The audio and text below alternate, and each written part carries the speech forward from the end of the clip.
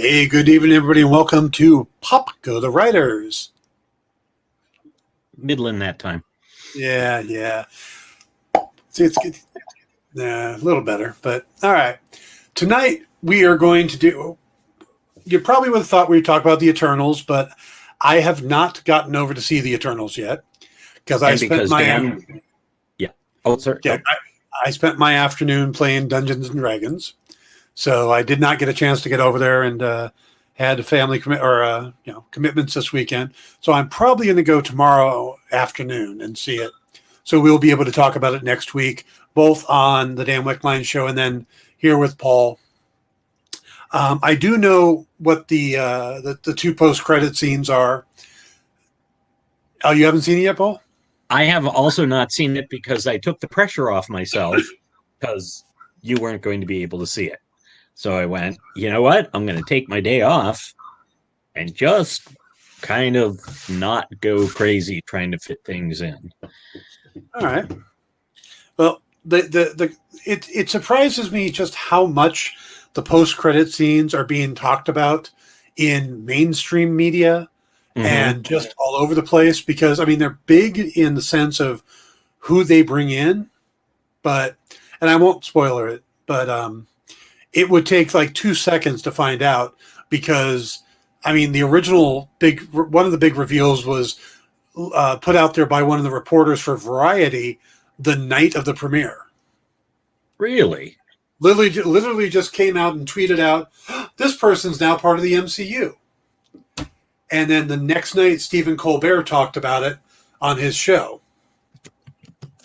So these are the worst kept secret post-credit scenes I've ever seen. The fact that, we were talking about it 2 weeks before and then, there's a mysterious voice in the second post-credit scene and the director just came out and said who it is. Yeah. Interesting. Yeah. It's like, well, yeah, there goes the surprise.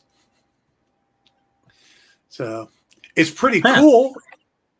It is actually pretty cool who the voice is, and it's interesting who the actors are, but it's just,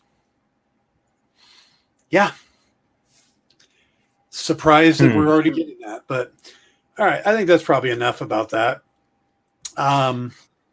Because we'll go into deep detail next week. Yes, definitely. As I said earlier, I was playing Dungeons and Dragons. I am DMing a game with some industry people, and it went pretty well. I was pleased. I actually used the program I'm using right here to do this show. I just went ahead and played it here, and I had my screen up and just had cutouts of the maps from the book and put them up on the screen, and it worked surprisingly well. And it's like, oh, you're taking on a swarm of animated books. Here's a picture of it, And to me, that was actually a lot more. I've tried using stuff like Roll20 and Front Fantasy Grounds, where they have maps and interactive, and you can do all this stuff. And it just takes so much time and effort to run those things. And it's like they've got so much bells and whistles on it that right now I'm at a point where I just prefer to use D&D Beyond for character sheets and encounters and rolling, and then just put up the pictures of the maps. And it worked really well. We went through almost an entire one adventure. Had we not had to call it, because I had to prep for the show and one of the other guys had to go out to dinner, we probably could have finished the very first adventure in Candlekeep Mysteries, which is is you level up at the end of it. So I think we had like 2 or 3 rooms left. I do recommend, if you're looking for something with a lot of functionality but not the complexity of Roll20, I do recommend. It's called Owlbear Rodeo. Okay. Owlbear.rodeo. And it's got a lot of the functionality, but it's not quite as intensive. We use that for my Tuesday night group. Okay, I'll take a look at that. The one thing I was concerned about is that Candlekeep Mysteries has I'm using it as a guide, but I'm trying to make a full story, and it's neat because it's separated into 17 different adventures with all but two of them where you level up after the adventure. So it's kind of nice cut and paste, and you're done. It's like, oh, we're starting the next adventure here. Now we're level 2. Now we're level 3. For some reason, there's 2 adventures that take up level 4, but everything else is 1 level. But the opening story is a little convoluted on how you get them started. There's this, it's like, well, you need everybody to go through this portal. And I know a lot of players who would be like, I ain't going through a random portal. I could die. I want to know what's on the other. It's cautious, you know? And I was trying to figure out how I could get them to go through the portal. And I was coming up with all these ways. And as soon as we start playing, there's a guy who's playing a knight who's probably not that intelligent. The knight, not the player. And as soon as the portal opened, he goes, I go through it. He says, I poked my head back. It's safe. Like, all right, problem solved. It's always good to have a player who is a plot mover. Not always in the direction you want, but definitely we had a guy in one of my groups who would just, like, the GM loved him because it was like, oh, now I'm going to do this. You're going to do that? Yep. Okay, things are in motion. Yeah, between the fighter who just was constantly opening doors and going everywhere I needed him to, and the rogue who would just randomly go exactly where the mobs were. Just perfectly. Just like, I checked that stack of books over there, and it attacks you. You know, So it was a lot of fun, and like I said, we didn't get to wrap it up, so we're going to finish it and then level everybody up and then move on to the next one in the third. So we're going to have a short session, but it was a good start. I was really happy with that. But all right. Tonight, we are going to talk about obscure characters. Yeah, I don't know about obscure or just characters. Well, you kept saying obscure. I did. But characters that we feel would be great to add to the Marvel Cinematic Universe. I've been reading the book, the story of the story of Marvel Studios.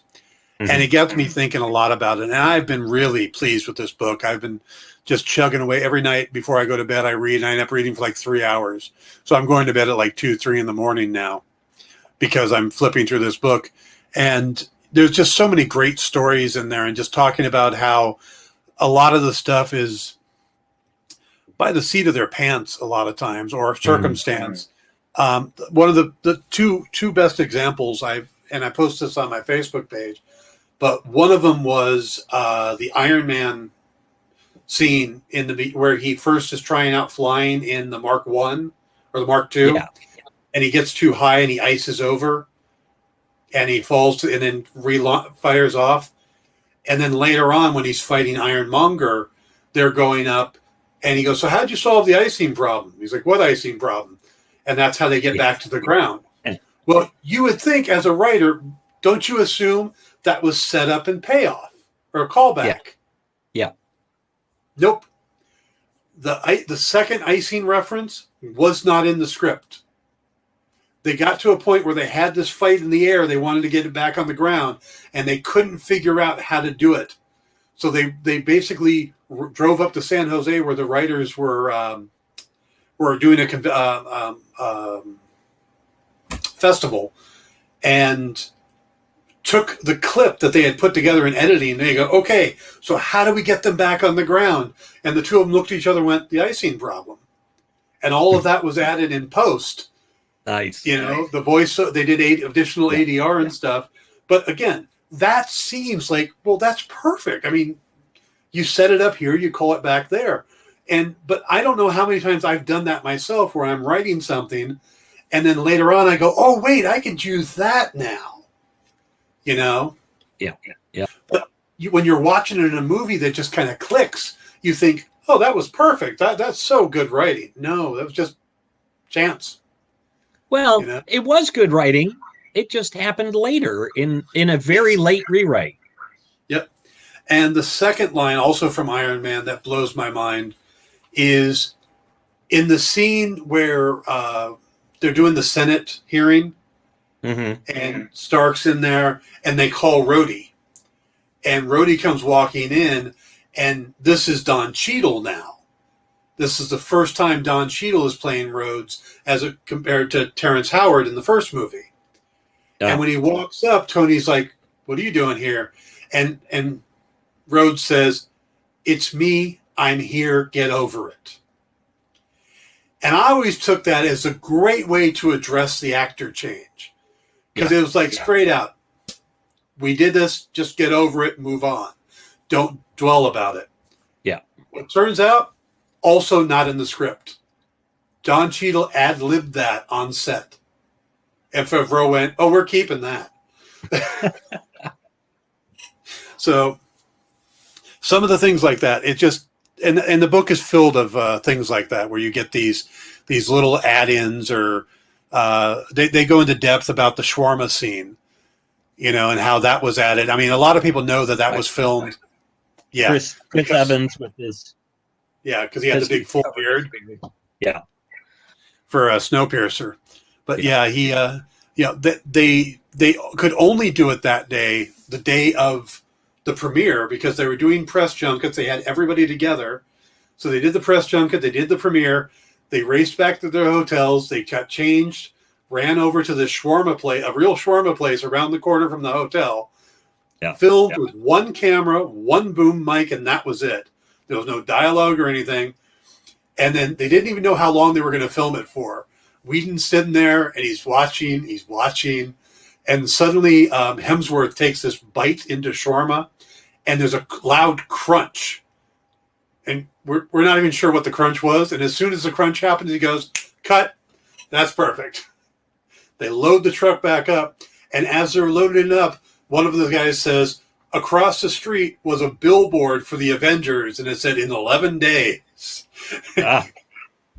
So did anybody figure, did Hemsworth say what the crunch was? Okay. No, it was probably just something in the sandwich, lettuce or something, but it just happened to be a crunchy. And it was a perfect time. So I thought you were going to say something like Hemsworth tooth broke or something like that. Yeah, no. But those are the kind of stories in this book, along with hirings and bringing people in, where they come from, and the deals and stuff. And it's a really fascinating read. It's a 2-book set. I'm about halfway through the first of the 2. Mm-hmm. So, and it's all done by year. So I think I'm in 2010 or 2011 now. So gotcha. But we are talking about characters. Would you like to go first this time? I want you to go first, because I want to get a feel for what kind of character you were looking for. All right. I'm going to bring up this one because I've actually said this before. And it's not so much a character as a group of characters. I've got a couple kind of groups in here. Actually, I have more groups than I have individuals. Cheater. Absolutely. And 2 of this group, maybe 3, are already in the MCU. What I want is the rest of the group. I want at least a scene, or I don't think this is a group that you could get an entire movie out of, but I think they could be part of a movie, or at least an entertaining scene. And that's the Elders of the Universe. Oh, right. Okay. We've already got Grandmaster with Jeff Goldblum. Great character, great actor. What's the Grandmaster's real name?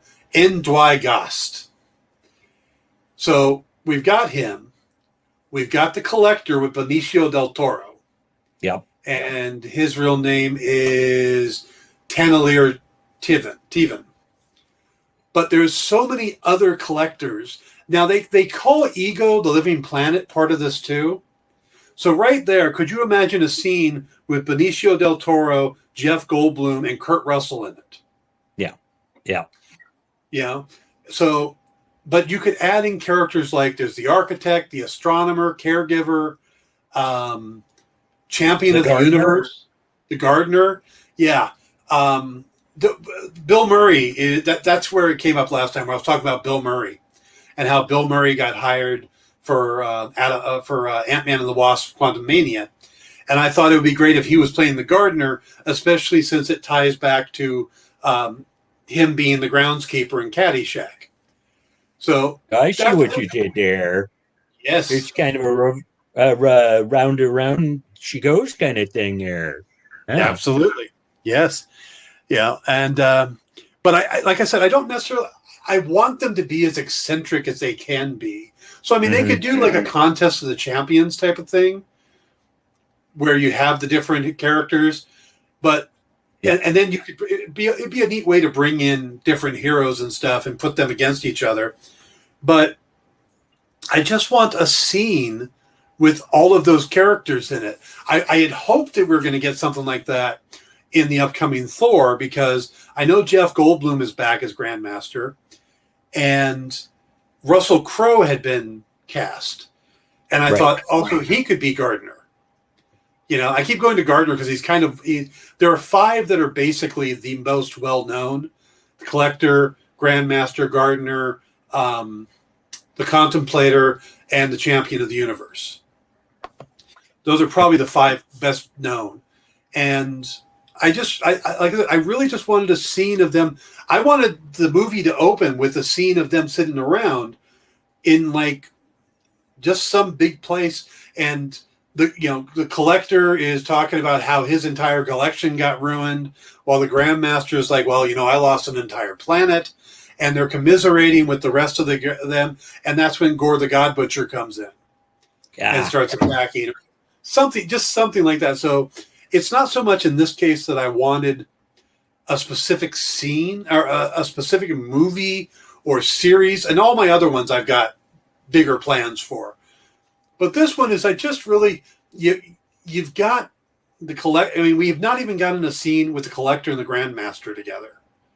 Mm-hmm. So, yeah, that's what I want. Is I want somehow we get that connection. We get the champion or the Elders of the Universe together, and we get more of them. So that's my first one right there.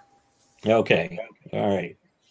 So mine comes from one of the books I loved as a kid, and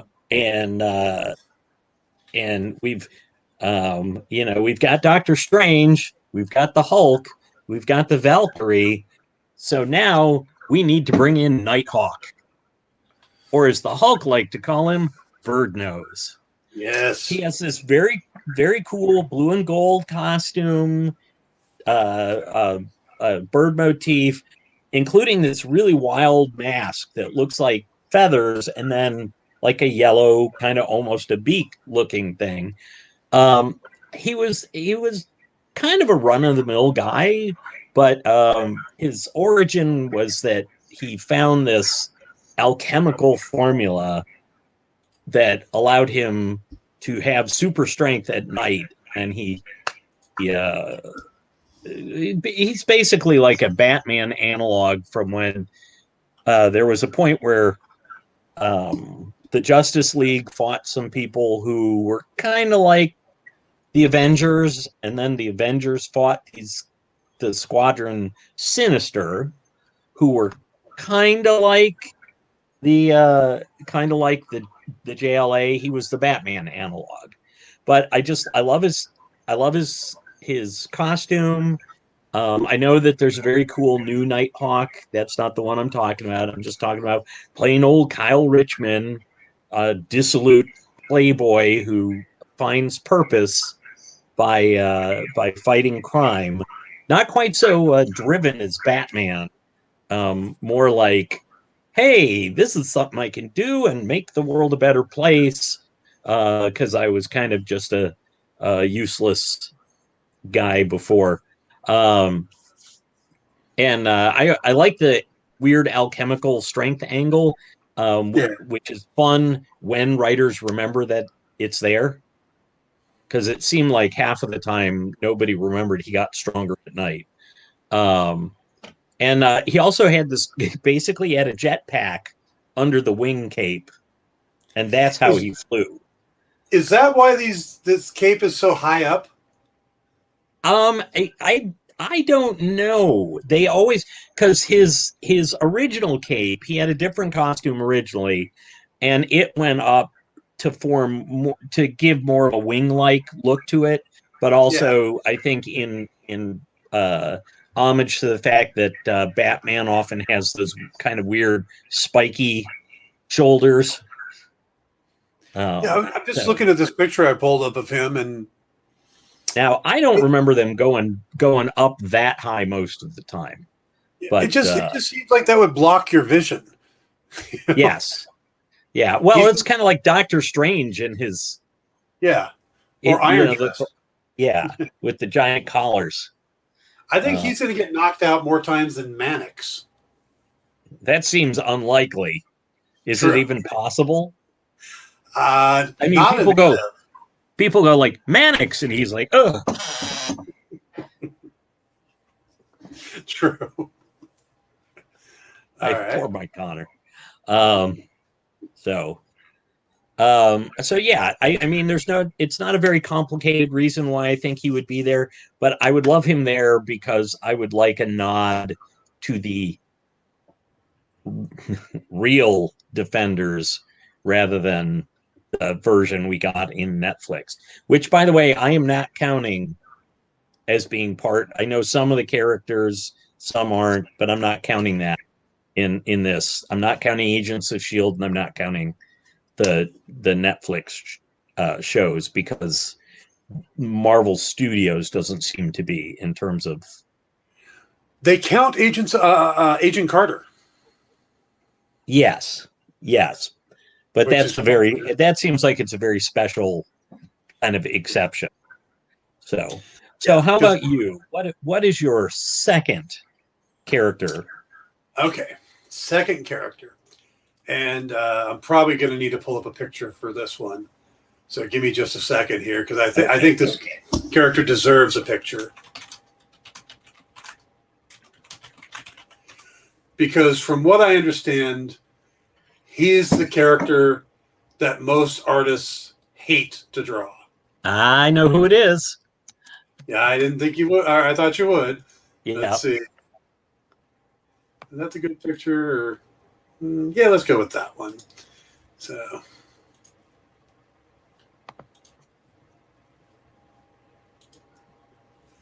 yep. Alrighty. Share screen. This is all very high-tech and sophisticated. We practice this ahead of time. Oh, yeah. Jack of Hearts. Jack of Hearts it is. Yes. There's a lot to love about this character. He is so angst-ridden. He's trapped in this suit, this god-awful suit. And he can't take it off because his body is this pure, basically this neutron bomb of energy that is only contained by this suit. Mm-hmm. So, first thing, his name is Jackhart. How more on the nose can you get? Jonathan Jackhart. He's been an Avenger. He's been a Defender. I'm trying to remember what they call that energy. It's like its own energy. Like an N energy or something like that. Yeah, I'm looking real quick.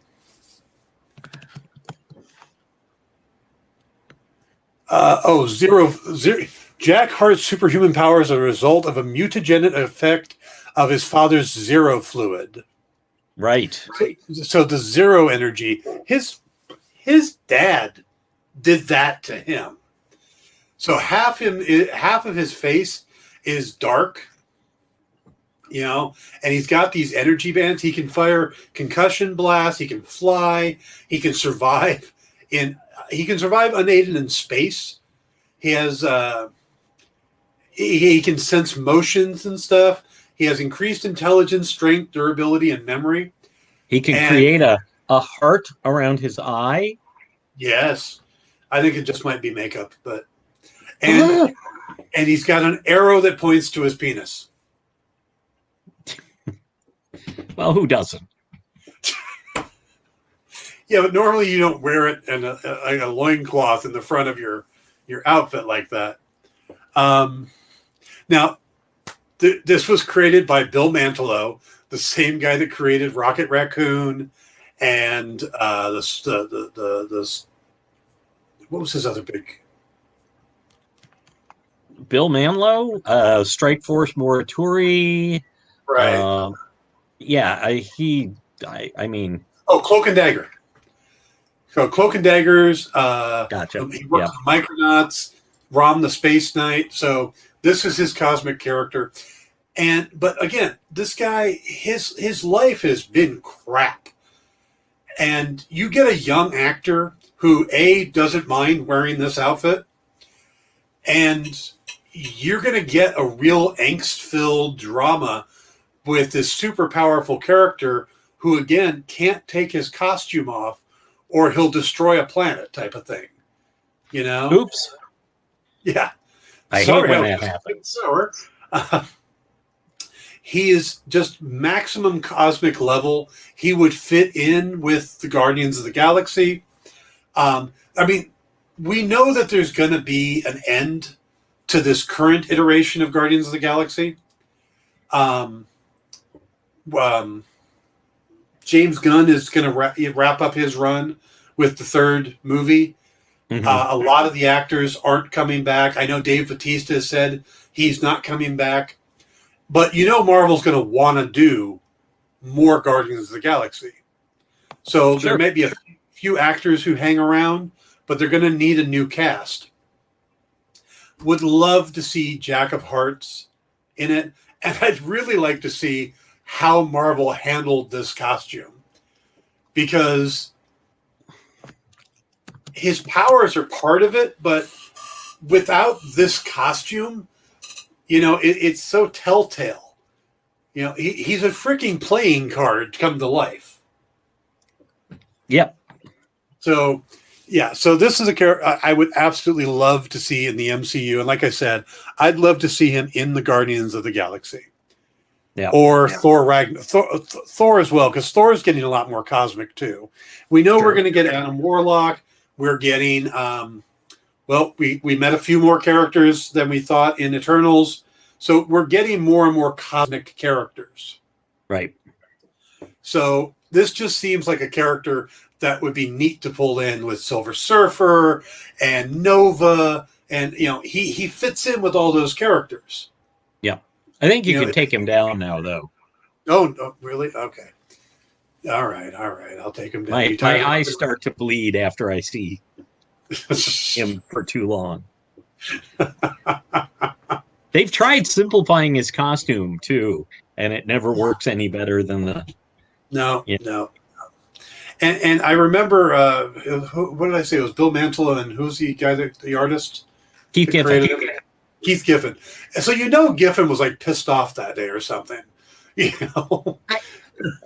Yeah, it's weirdly, I feel like somebody had mentioned George Freeman, who created Captain Canuck, being somehow, I think maybe he just did a mini series featuring the character, drew a mini series featuring the character. Maybe that's what I'm thinking of.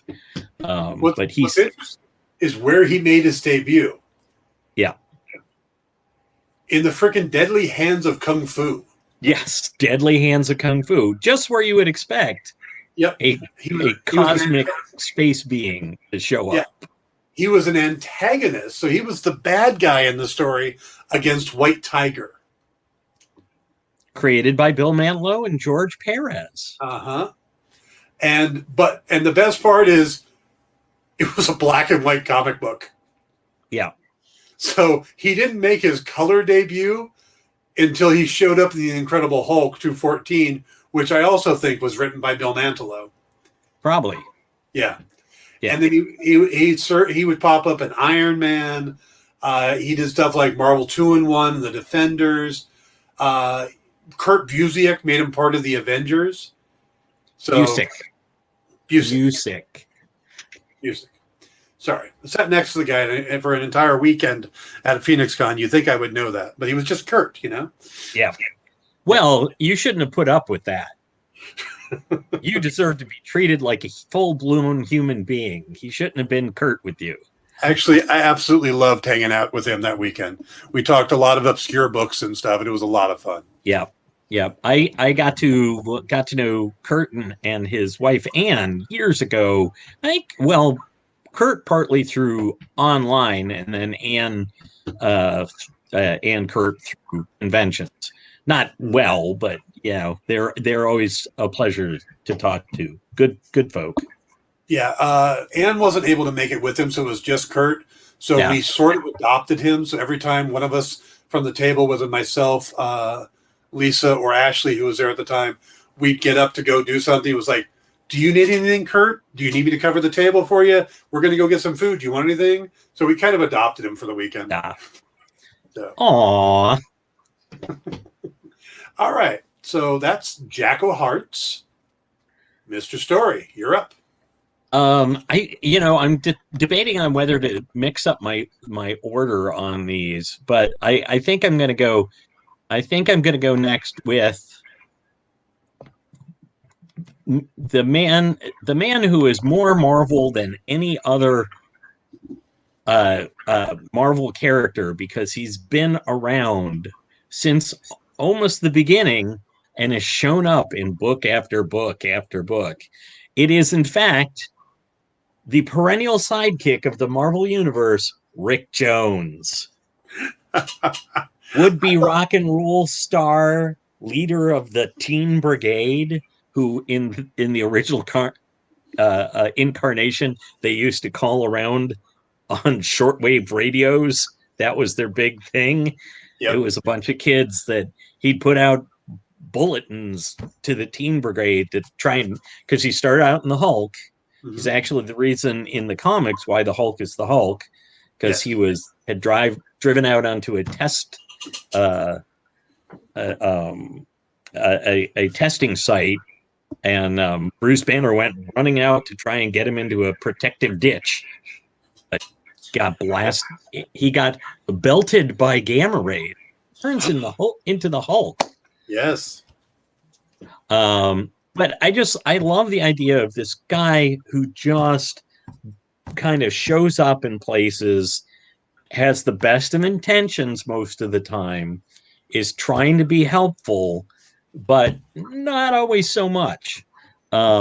I don't know how you'd work him in really well now, because things have progressed so far, but I bet you can do it.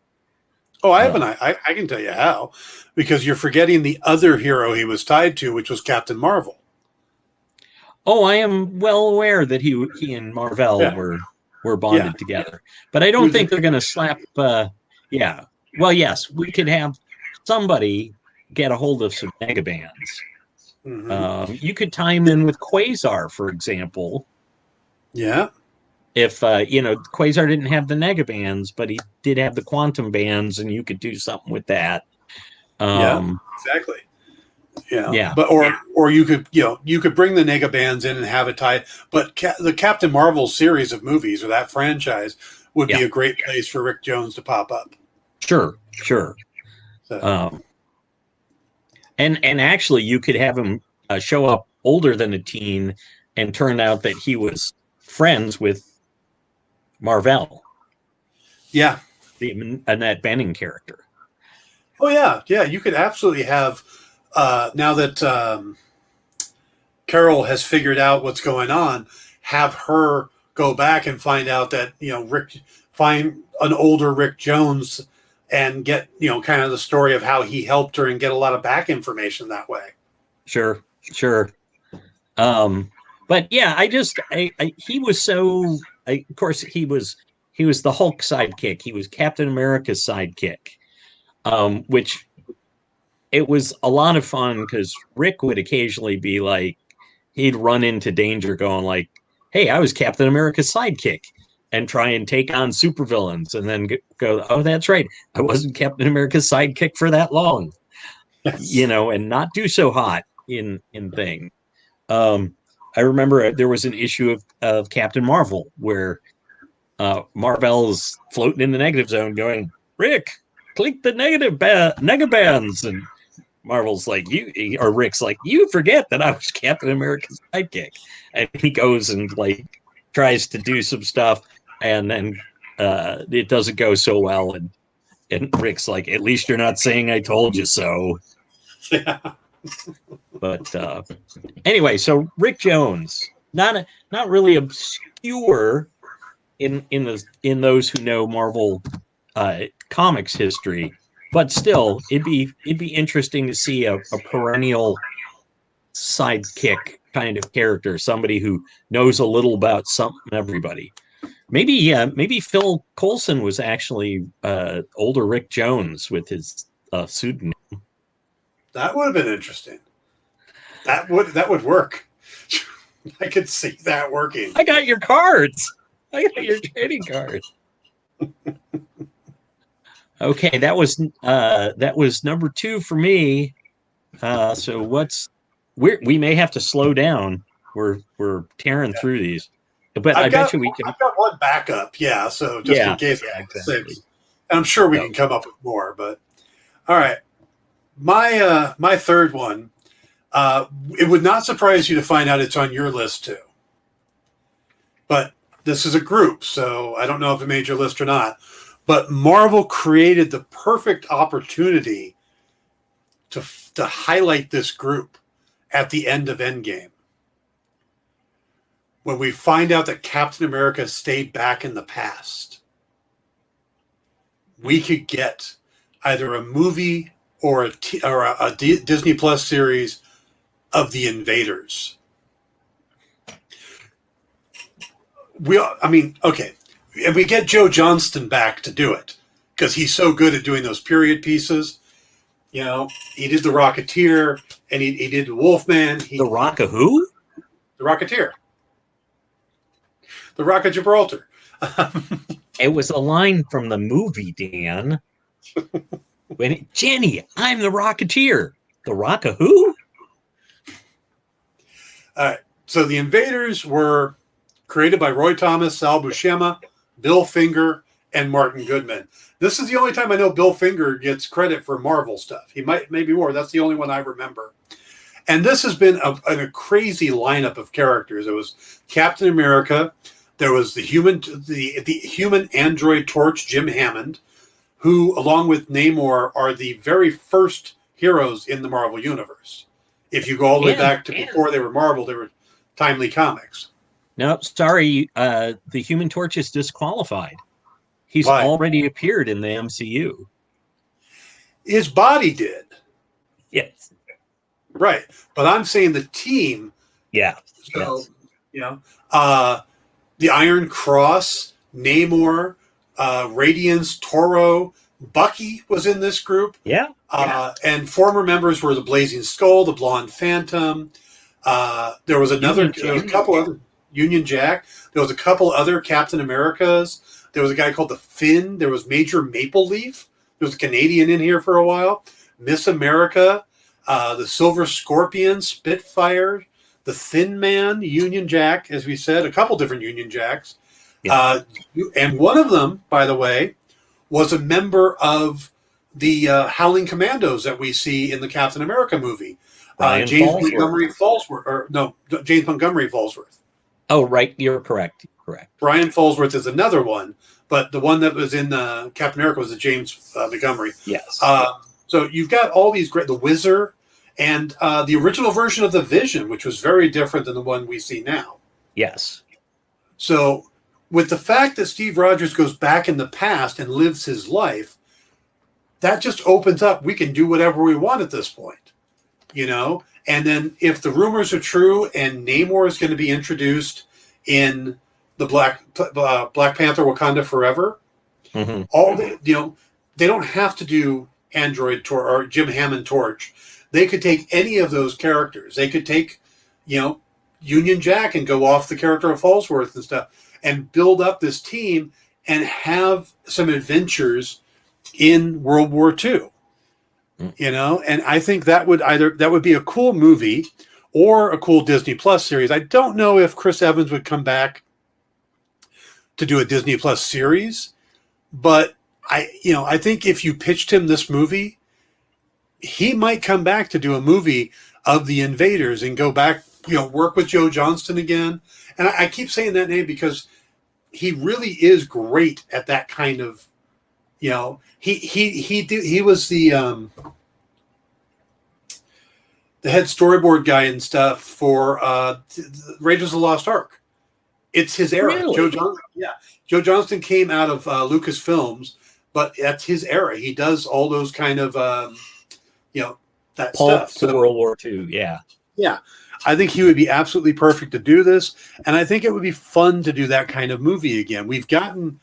We had our World War II epic with Captain America, but I'd like to see more of that. It worked well, and I'd like to see them do it as a team.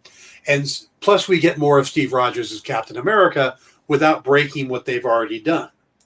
As long as, and we get a kind of follow up on him going back in time.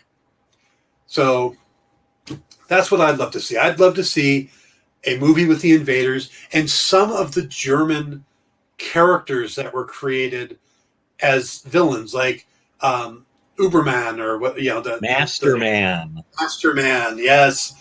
And Baron Blood. Oh, we could absolutely get a Baron Blood series. Und Kriegerfrau. Yes. Warrior Woman. Yes. There's so many great characters and stuff. And and oh God, what was his name? U-Man. Yep. Big Atlantean that was enemy of Namor. Yes. I love that crazy costume design he had. Oh yeah. So that's my third one there. Yeah, I really would love to see them do the Inhumans and focus on World War II and Invaders. I'm sorry, the Invaders. What did I call them? Inhumans. Oh. I would like them to do the Invaders. I'd love to see them go back and have Chris Evans in it. Because I think if you announced Chris Evans is coming back to play Captain America in another World War II epic, the Invaders, and we also have the new guy playing Namor is going to show up in it, and we're going to introduce these new characters, and Union Jack, and I think that would be a hit. I think people would love that. Yeah. So, all right, sir. And it would be a good way to have an appearance of Evans as Cap without stepping on the toes of Anthony Mackie having taken on the Captain America title. Yes, absolutely. And you could even give him the old shield, and we find out how he gets that shield, because when he comes back and gives the shield, we don't know where that shield came from. Right. Because the shield was broken, and he didn't take a shield with him when he went back in time. Yep. So I think that type of stuff, and maybe we get a Black Panther in it who's played by the father. We get a young, those kind of things. So there's a lot of potential there and a lot of gray area that Marvel has set up that, part of the story writes itself, just connecting the dots. And, well, we need to answer this, this, and this if we're going back in that time. Yeah. Plus we get Haley Atwell back in it,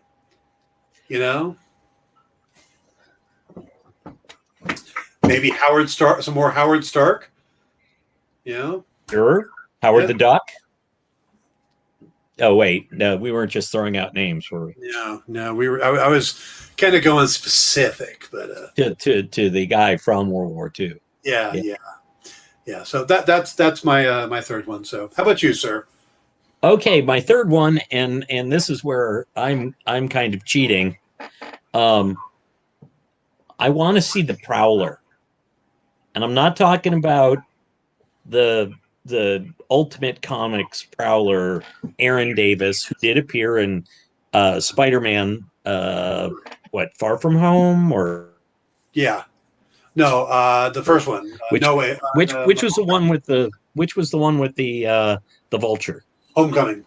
Homecoming, right. I love Donald Glover.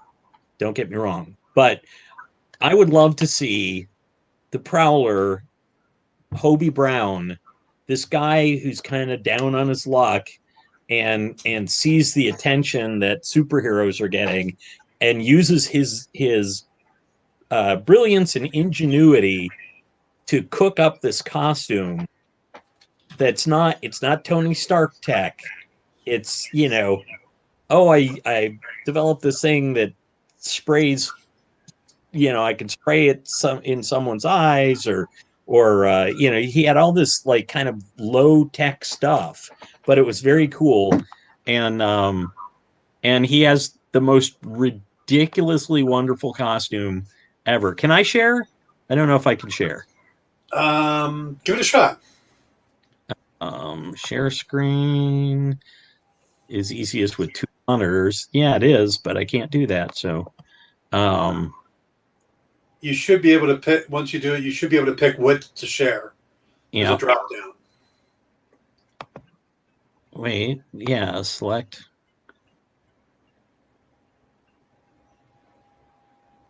All right, go for entire screen. There you go. That is the Prowler. Not showing up.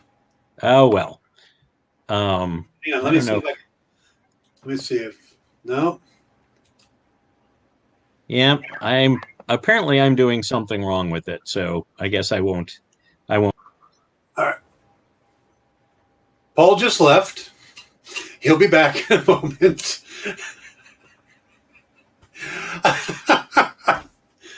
So, Paul was talking about the Prowler, Hobie Brown, and he was very proud of that. So, by the way, while he's gone, join me this week as we talk about on the Dan Wickline Show. I'm going to talk about the Eternals once I'm going to see the movie tomorrow. So we'll probably do a live thing on the Eternals, and I'm hoping to have some interviews set up this week. Also, there's a couple characters we can do deep dives into. And hey, check it out, Paul is back. Yeah. Get yourself out. Paul, while you talk to the Prowler, yes. Let me see if I can find him for you. I tried to just look up Amazing Spider-Man Volume 1, number 78. That is the cool.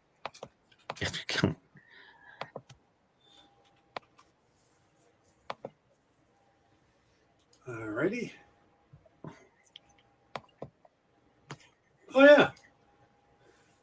Yeah, apparently you've had more experience with this than I have. As in, I just tried it for the first time tonight. Yeah. Alrighty, let's see. I got it up on my screen to keep talking. Okay. Well, yeah, anyway, it was the thing was I kind of like the fact that he was partly driven by a little bit of jealousy of the attention these people were getting, but it's just a crazy costume. I mean, it's just like, I don't know what the green ghosty thing is. It's a weird mask. It's an odd color scheme. He's kind of purple and green, which is more of a villain color scheme usually. But he just had all these cool gadgets and stuff. And kind of a working class hero.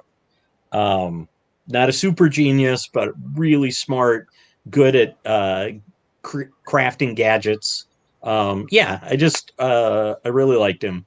So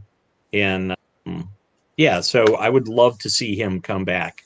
Maybe in something written by screenwriter, television writer Jeff Thorne, who also loves Hobie Brown with the same kind of passion, or probably a little more. Jeff used to write on Leverage Librarians, and numerous comics like that. So, I think Hobie would be a cool character to see. And unlike Aaron Davis, I think is the guy who's Miles Morales' uncle, who appeared in Into the Spider-Verse. Hobie is not a bad guy. He got perceived as a bad guy, wasn't a bad guy, went on to be heroic, and so. Okay, wow, we're zooming up on number 4 for you. Yeah, and I think a picture is going to be needed for this one too. And I'm going to surprise you with this one because I don't think you see this one coming. Picture first, huh? Yeah, yeah. So, let me, Boom. Oh, nice. you might pick up on the fact that I'm a nostalgia head. I love the 30s, the 40s, the older day, and this is a character that really does well in that era. This is Howard Chaykin's character, Dominic Fortune. Now He's not the Scorpion from Atlas Comics. about to No. talk about that. Stop stepping on my material. Sorry. Yeah, and that's the thing is that Howard had created the character for Atlas Comics called the Scorpion, and when that didn't go well, he brought it over to Marvel, and since it was great. God, I don't remember what year, but the character is based in the 1930s. He's this fortune-seeking adventurer. That explains the pirate-like boots and the outfit and the heart on the chest. I mean, I never got the heart thing, but would be a fun character. I kind of liken him to. Are you familiar with Boston Blackie? A little bit, yeah. Yeah, I'm a huge fan of the old Boston Blackie radio show, where you had this kind of ne'er do well with a code of honor, and he was quick with the jokes and stuff, but he also always saved the day. He helped people, and that's kind of what I would see Dominic Fortune as, the type that would kind of help out. And I could see this being a Disney Plus series set in the 30s and 40s. You could bring in some other characters again, Haley Atwell, Peggy Carter, some of the characters that we saw in her series. But I think Dum Dum Dugan, yeah. He could be crossing paths with that version of S.H.I.E.L.D. Yeah. And again, a fortune seeker, a little bit James Bond. You don't have to do that particular costume. I think the costume isn't important to the character, really. Yeah. Although you could do a kind of I can see ways of doing a kind of a version of that costume. Maybe lose the maybe lose the Buccaneer boots, but still like a cool leather jacket or vest thing. Yeah. Maybe with a more of a oh God, trying to think, commando sweater. Yeah. Underneath one with the patches. Yeah. I mean, and give him some jodhpurs maybe. Yeah, I think he's got that Luger like gun. It's not quite. It's the Mauser. It's the Mauser 1896, I think. Yeah, he's just such a fun character, and he's popped up in some odd places. I think the Hulk. He was in the Hulk. He was in Web of Spider-Man, Marvel Team Up, stuff like that. He's been part of he was part of the 1959 Avengers in one of those, fill-in story things. He was part of the World Counterterrorism Agency and a group called Vanguard. So there's a lot of potential you could do with this character. You could set him in the 30s. You could move him into the future if you wanted to. But I just see him as being this fun, kind of swashbuckling character, a little bit James Bond, a little bit Jack Sparrow, and I think he would just be a lot of fun. And if you get a good-looking young actor, I'm thinking of Tyler Hoechlin on Superman. He could do it. If you want to get a little older, Matt Bomer would be interesting.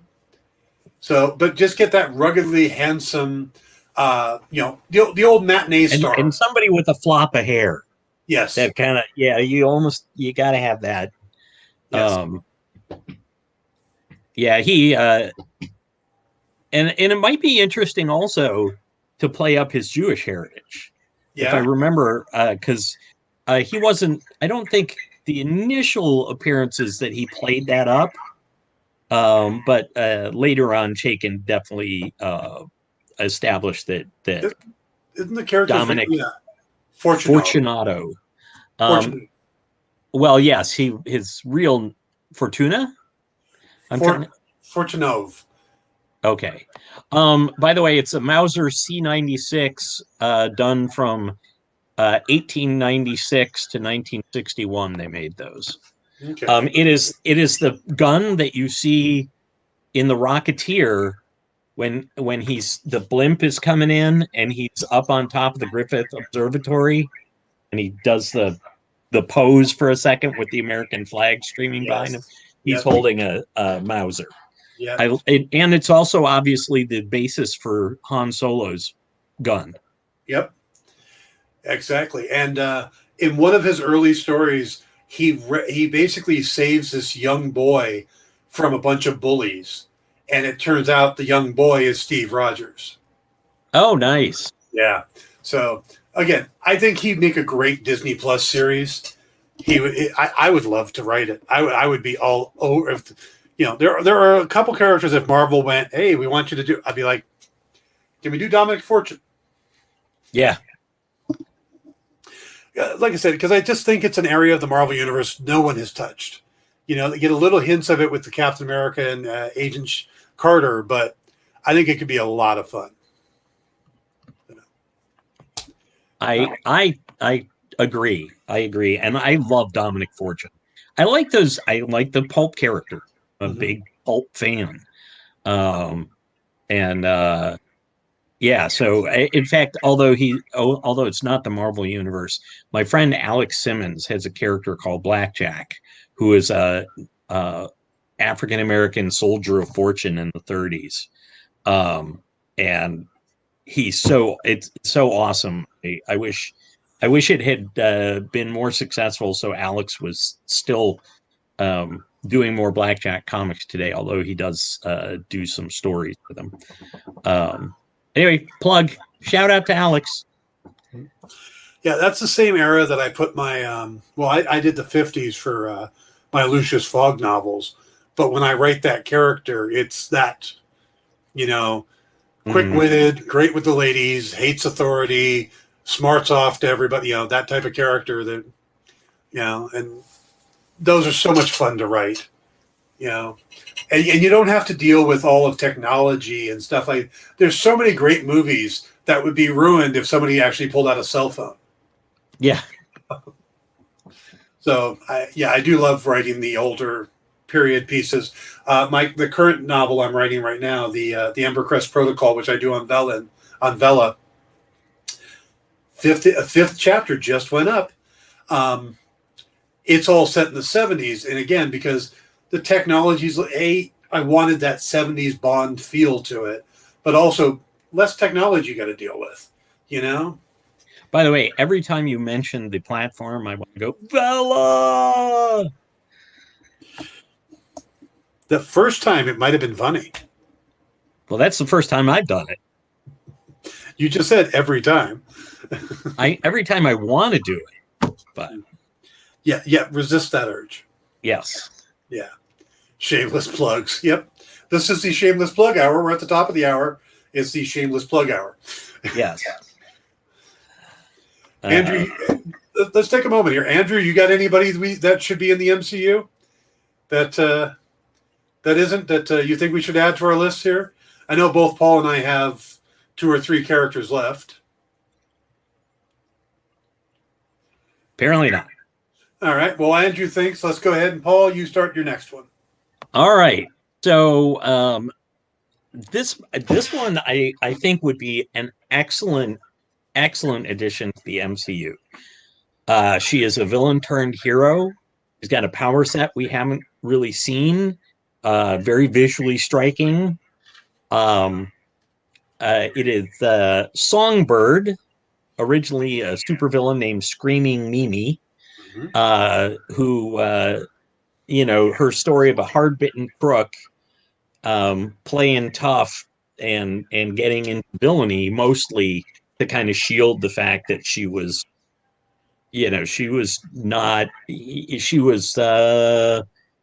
kind of timid and kind of like vulnerable, and she developed this hard shell.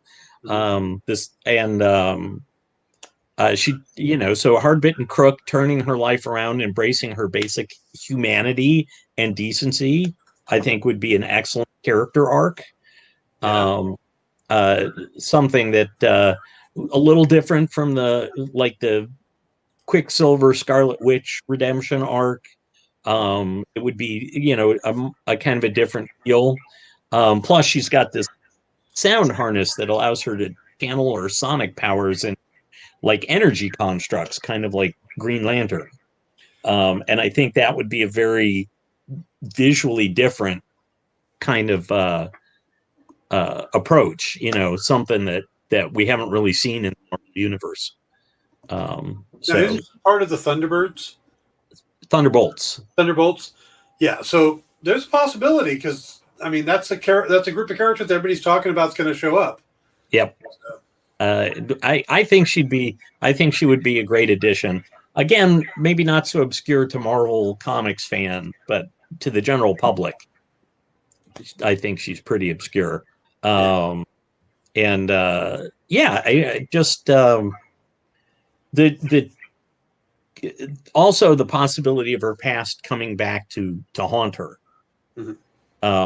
is a interesting, I think, an interesting way to go. Plus, she hangs out with Zemo. Maybe they have been clubbing. Oh, never gets old. No. By the way, Andrew did come up with one. Who would be a great person to go up against Songbird? Dazzler. He wants to see it set in the 70s, maybe working with former NYPD officer Misty Knight. There we go. So, and actually Dazzler could be late 70s, early 80s too. I mean, the disco. I mean, she debuted in, was it 81? Maybe? Yeah, I want to say 81. Yeah. So and disco was still a thing. So yeah. Hell, Kiss. And it'd be interesting to kind of fill in some of that space. We got hints of stuff between World War II and Steve Rogers. Yeah. Reappearance, or I guess Iron Man's first thing. So that's there are decades there that nobody's really touched. According to the book I'm reading, you know how Star Wars, everything on the timeline is related to the Battle of Yavin? Yeah. The Death Star blowing up? Yeah. Marvel knew that when they started building their timeline, they needed to have a Battle of Yavin moment. And that's good, that they consider Tony Stark saying, "I am Iron Man" at the press conference is their Battle of Yavin. That's their center point for their timeline. So everything is either before or after that. And so far, only, other than some flashbacks, only Captain America, the first Avenger, and Captain Marvel take place prior to that. Although there are flashbacks and I did start by saying other than flashbacks. Yeah. So, no, I wasn't correcting you. I was just sharing with our viewers at home. Yeah. Well, technically, most Thor movies have flashbacks every time Odin went into battle when he was younger. That's true. Yes. Yeah, actually, wasn't Dazzler actually there? I like it was supposed to be a movie or a TV show, and yes, yeah, Jim Krieger created the character with the idea. It was tied to. There was an actress attached to it. I don't remember. I don't think it was Madonna. It was too early for Madonna, but there was an actress attached to it, and yeah. But then this was the era where Kiss put out the Dynasty album, which was pretty much their disco album. But Gene Simmons was dating Cher at the time too, so it was a really dark era in life. Yeah. Songs like "I Was Made for Loving You." It's like, oh God, that's not good. No. What are you doing? Oh, I forgot Dazzler was actually in Dark Phoenix. Oh, was which she? is still not the MCU. Right. But she was commissioned by Casablanca Records in '78 Yes. as an animated special to be a multimedia cross promotion with a character known as the Disco Queen. I like this. Marvel Comics would develop a singing superhero while Casablanca would produce a singer. I just love that. Like, we'll figure one out. Yeah. You make the character and we'll find someone who can sing. Isn't that pretty much how they did it for a long time? Yeah. You know, like most of the boy bands they came up with. Yeah. Yep. And then Bo Derek was almost the Dazzler. Can she sing? I don't know. Casablanca also being the record label for Kiss, which is how they're tied to it. Oh, interesting. John Romita Jr. designed her. But and he intended the character to resemble model and actress singer Grace Jones. Wow. Okay. Not even close.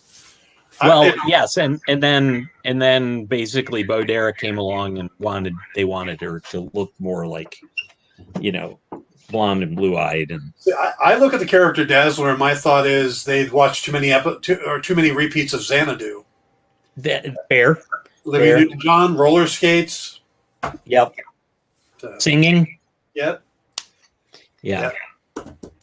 So Michael Beck, Fred Astaire. So wow. Gene Kelly. Yes. Yeah. All right. So let's see. We finished up with yours. That was my fourth, I think. All right. We got to go to my number 5. Yep. And like I said, I do have a 6 just in case. I've got backups as well, and a couple of honorable mentions. Okay. My next one is another group because after watching Black Widow, I really want more of David Harbour as Red Guardian. But if you're going to do Red Guardian, you've got to go with and how I first knew them was the Soviet super soldiers, but I think they call them the Winter Guard now. And they currently have a series coming out. Yeah. So you get Red Guardian, Crimson Dynamo, who they keep trying to put him into Iron Man movies, but never quite. Yeah. He ends up becoming Whiplash or Ironmonger, whatever. Dark Star, who has controls the same ability that Cloak uses. Yeah. They also touched on it in Agent Carter in one of the series. Yep. Ursa Major, who transforms into a giant bear, and they actually name drop that character in the Black Widow movie. He's the guy that one of the guys that arm wrestles Red Guardian. Other characters who show, Vanguard is another one, who weapons are a hammer and sickle, which is very, very Soviet Union. But then other characters that came later on, Phantasm, Power Surge, Cybercat, and Sputnik. So you have this whole team. It's basically the Russian Avengers. And I think it would be a lot of fun if we did take a look at that team. And again, movie this is probably more of a Disney Plus series as well. But you have David Harbour as your main draw right there. You can bring in the guy you already used for the big guy, or for Ursa Major. Yeah, and you just fill in around that, and you get your Russian version of the Avengers. And I think that would be a blast to watch. I remember when the characters were. I remember first time I saw them, they were going up against the Hulk, and the copy of the comic I got was somehow misprinted and had the cover on it twice. So this was a special comic in my collection. It had that double cover.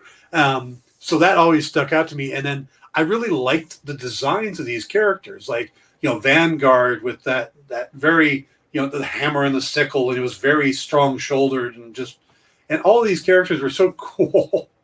Yeah.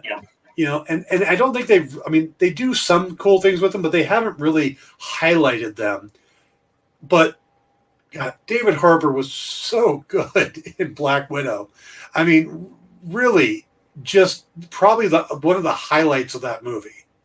For me, he was the highlight. Still fits. Yep. That or him telling the story about his dad peeing on him to try to make her feel better. Fathers. It's like, what? Yeah. We're always trying to say the right thing and never saying the right thing. It just David Harbour did such an amazing job in that I want to see more of that.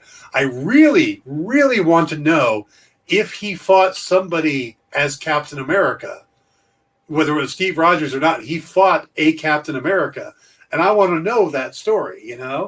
So I really want to see more of Red Guardian, and I want the rest of the Winter Guard with him. And again, I think that would be an awesome Disney Plus series or movie. So, but you've got, plus we want to see which Captain America he fought exactly.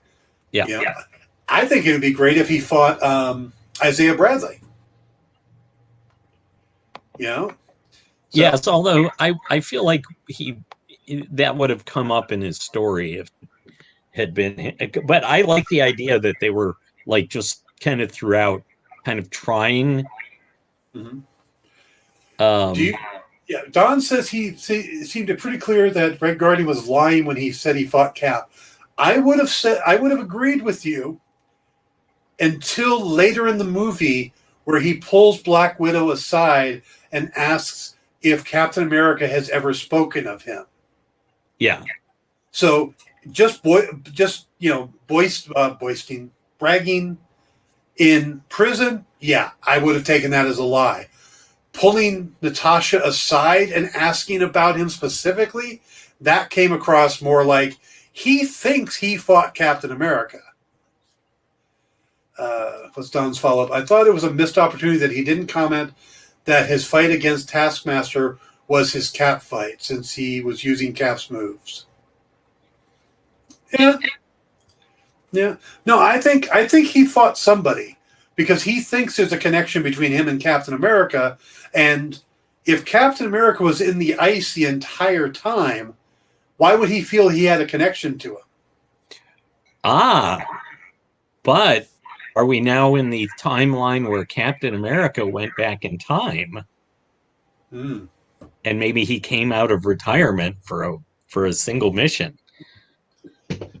So, which would mean that the Cap that Natasha knew wouldn't have any knowledge of the Red Guardian, right? Even though the Red Guardian fought him. He absolutely could have fought an older Chris Evans, Steve Rogers, right?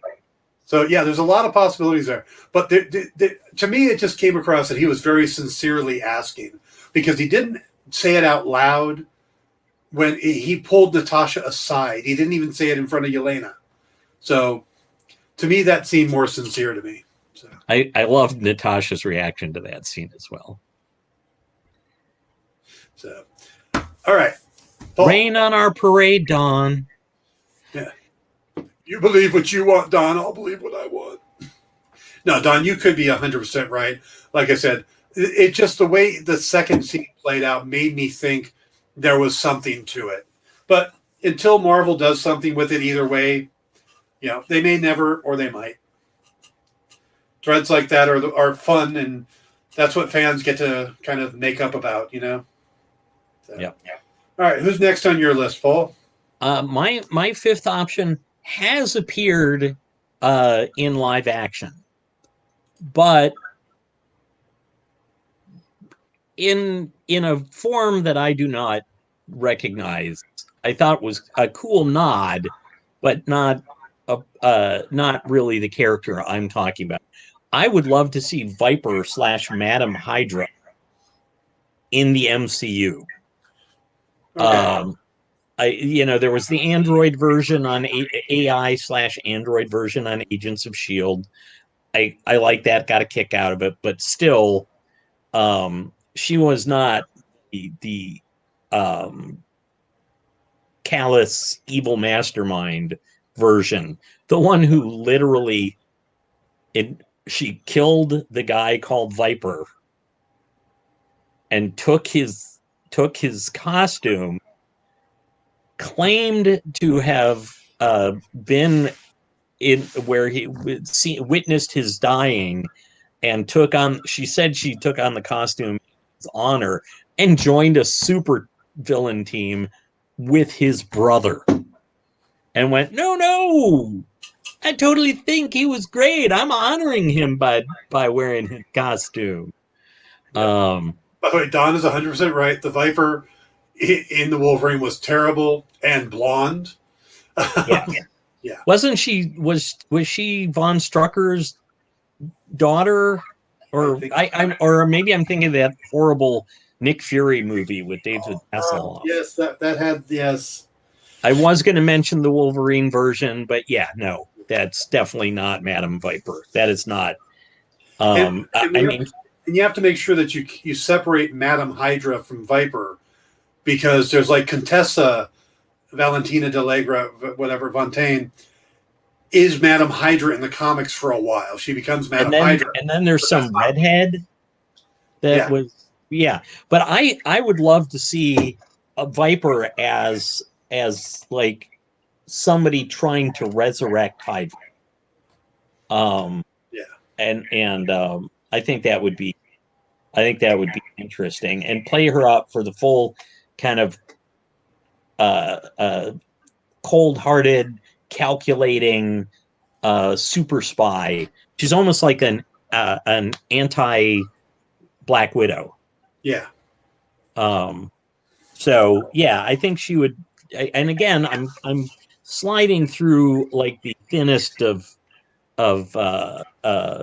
cracks to get her as not having been, in the MCU before. But I think she'd be really good.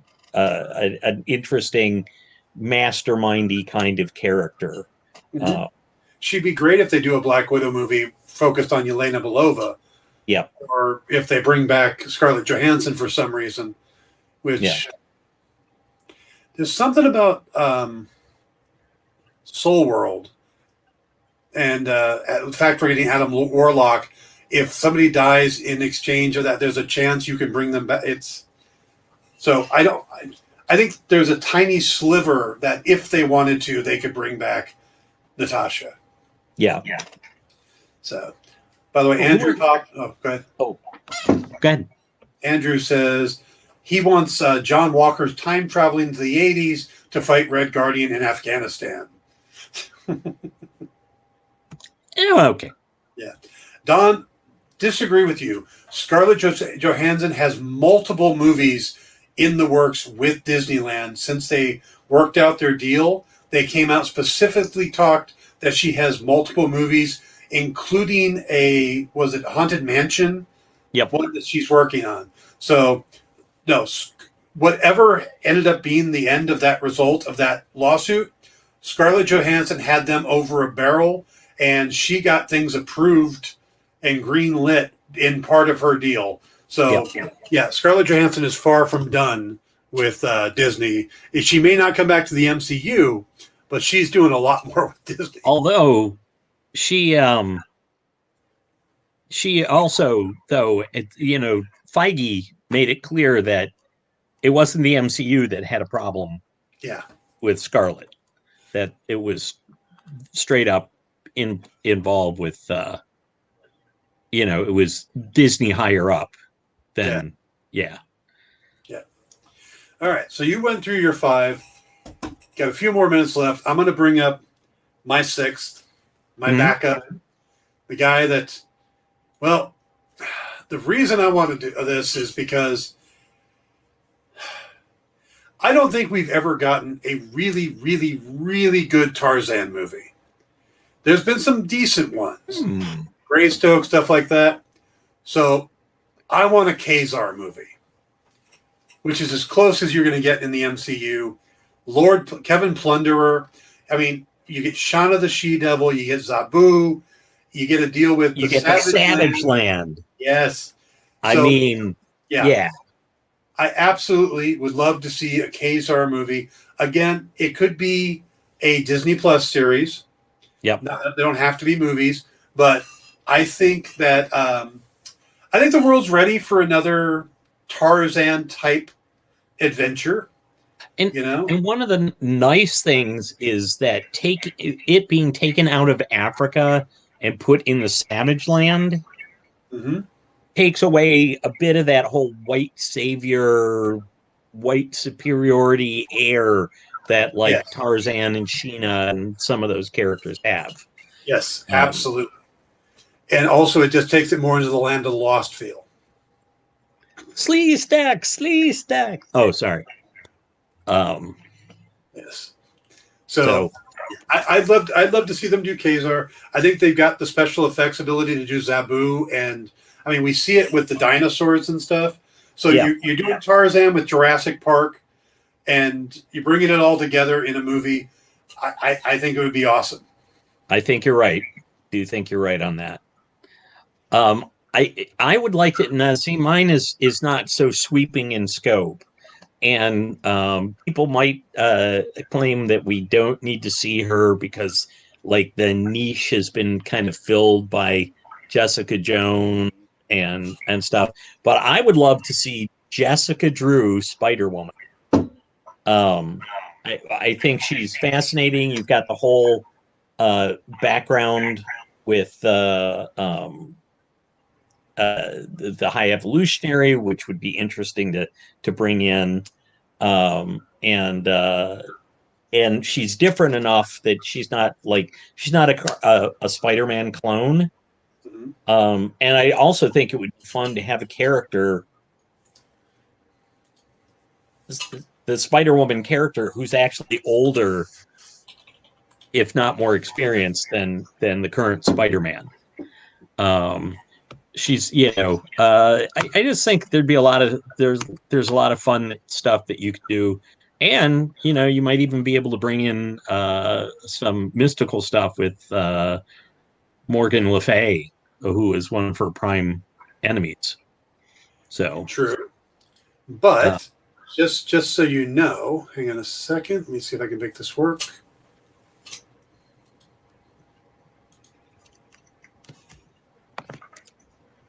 Is that on screen? It is. Jessica Drew rumored to be Olivia Wilde Spider-Woman. As Marvel, yeah, this is an article, and it's been going for a while. Olivia Wilde is set up to do a top secret Sony movie as part of the Spider-Man universe. And the thing that people are going is that it's going to be a Jessica Drew Spider-Woman movie. So that one may be happening. That would be great. Yep, I think that would be fantastic. You might be right on the nose with that one. So do you have any more backups? I've got a couple to throw at you. Oh, okay. I'd like to see that. I'm just a couple honorable mentions. Yeah. I'd love to see them do something with the original Guardians of the Galaxy lineup that we got introduced. I'd like to see them do something with the character of the Paladin. You and me both. Yeah. Andrew says it's weird that all the characters in the MCU are villains. Kraven, Doctor Doom. Oh, he just wants villains. Okay, well, Kraven's going to be a hero in the Sony universe. How about you, sir? Any of the ones you want to throw out there? I want to throw out two. I think, well, and actually, we need to bring back Daredevil to make this work. I want to see, because I want to see live action. I want to see the masterminds of visual effects at Marvel Studios bring us the Stilt Man. I knew he was going to come up at some point this evening. I thought that would be amazing, and they hinted at it in the Daredevil TV show on Netflix. But I would like to see Gladiator. Mm-hmm. By the way, those wonky buzzsaw.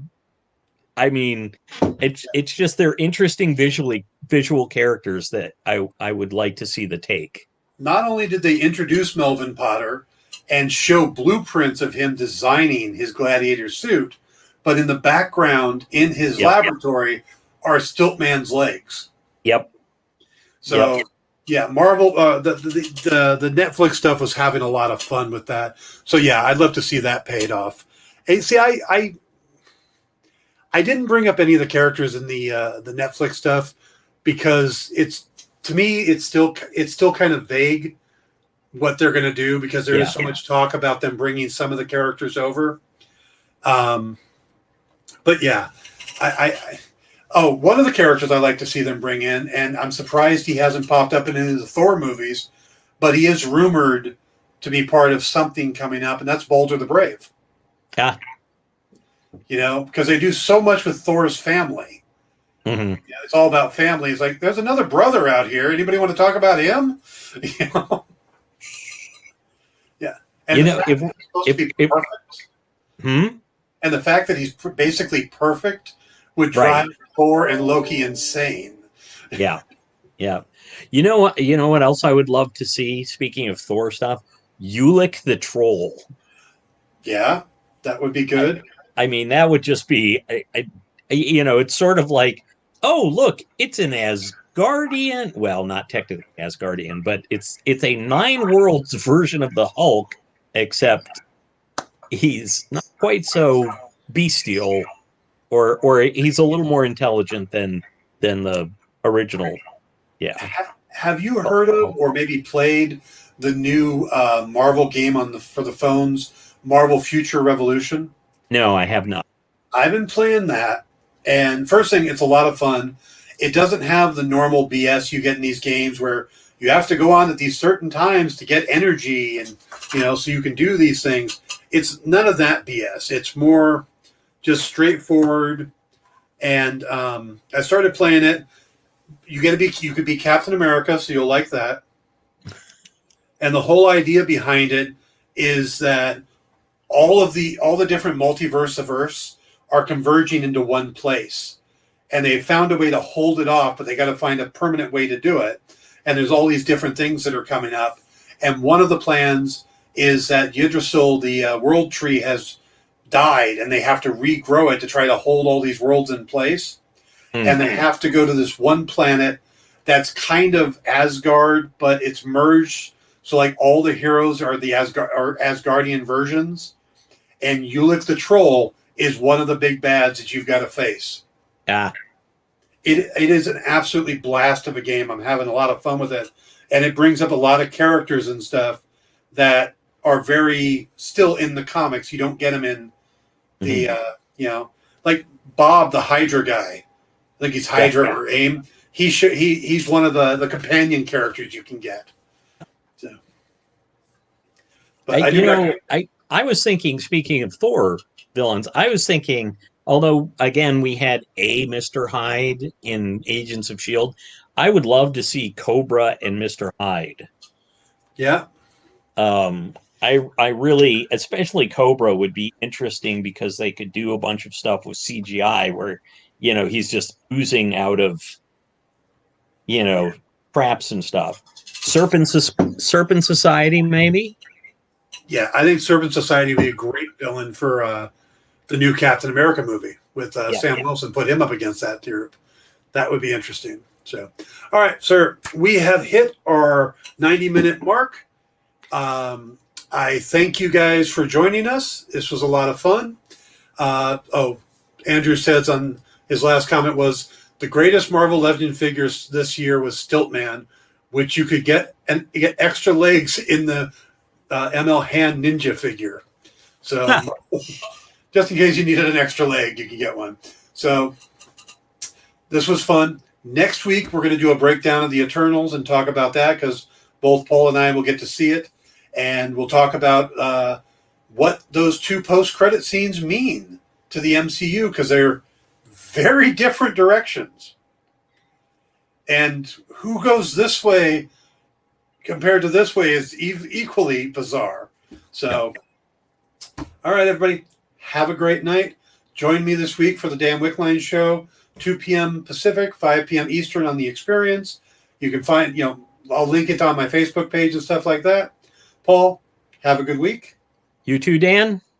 Thank you guys for joining us, and we will see you next week.